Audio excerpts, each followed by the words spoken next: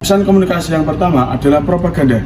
Propaganda adalah sebuah cara untuk mencapai suatu tujuan, seperti memengaruhi ide atau keputusan suatu khalayak. Ada beberapa teknik propaganda di sini yang akan saya jelaskan beserta contohnya. Yang pertama, ada name calling. Name calling ini adalah suatu teknik propaganda dengan cara memberi label negatif pada sesuatu. Contoh, virus corona berasal dari Cina. Donald Trump menyebutnya virus Cina. Lalu yang kedua ada glittering generalities. Glittering generalities ini adalah kebalikan dari name calling, di mana name calling memberikan label negatif.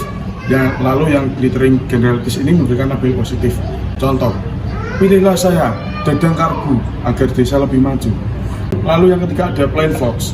Plain vox ini identik dengan terjun ke masyarakat, mendekatkan diri kepada masyarakat. Ya, contohnya seperti kita tahu calon gubernur yang sedang mengajukan kunjungan atau belusuan kepada masyarakat sekitar. Yang keempat ada bandwagon. Cara ini adalah meyakinkan khalayak bahwa semua anggota dalam suatu kelompok menerima dan melaksanakan program yang dilaksanakan. Contoh, pelaksanaan vaksinasi sebagai upaya pencegahan COVID-19. Lalu yang terakhir ada transfer. Transfer ini memanfaatkan pengaruh dan wibawa seseorang tokoh di lingkungan tertentu. Contohnya, penggunaan tokoh Soekarno terhadap partai PDIP. Kenapa PDIP identik dengan Soekarno? Nah, itu adalah transfer. Pesan komunikasi politik yang kedua yaitu kehumasan politik. Humas politik adalah proses membimbing organisasi atau individu melalui komunikasi dan tindakan dengan tujuan politik. Proses manajemen ini merupakan upaya untuk mempengaruhi, membangun, dan mempertahankan hubungan dengan posisi publik untuk mendukung misi sebagai pencapaian tujuan. Ada beberapa aktivitas yang termasuk dalam upaya informasi publik, yaitu pemberian informasi, penyampaian internasional, pertukaran pendidikan dan budaya. Nah, dari itu dia penjelasan terkait humas politik yang tidak hanya perusahaan atau organisasi saja yang membutuhkan jasa praktisi humas, melainkan para pelaku politik hingga negara sekalipun membutuhkan praktisi humas untuk mengatur komunikasi dan menjaga reputasi. Jenis pesan komunikasi politik yang ketiga ada retorika.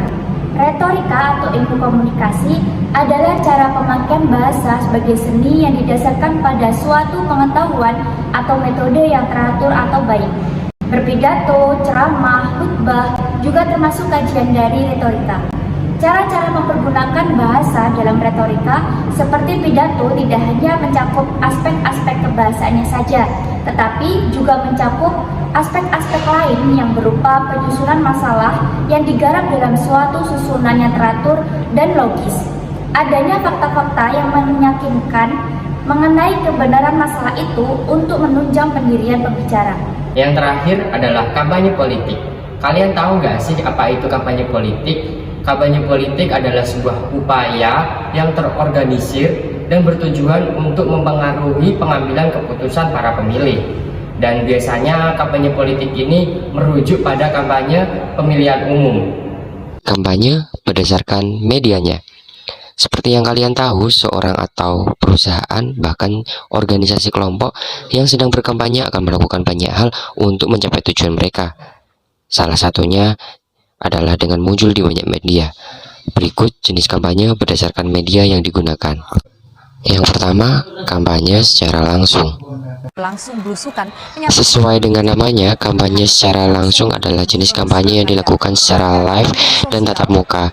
Dalam kampanye ini, kandidat akan hadir dan menemui masyarakat untuk menyampaikan program maupun pesan-pesan untuk menarik dukungan masyarakat.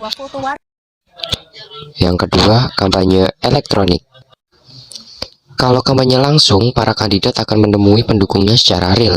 Maka, kampanye elektronik dilakukan dengan memanfaatkan media elektronik seperti yang dilakukan oleh Pak Ganjar dan Pak Sandiaga Uno yang aktif di TikTok, Instagram, bahkan Twitter untuk menunjukkan etos kerjanya.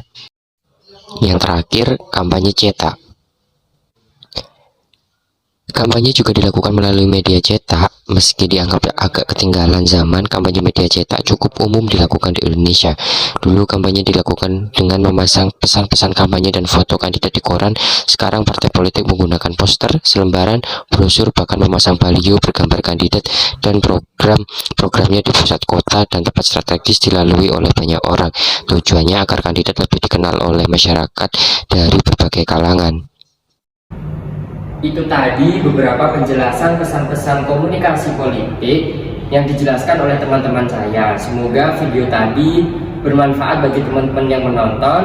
Sekian, wassalamualaikum warahmatullahi wabarakatuh. Salam pemuda sadar politik.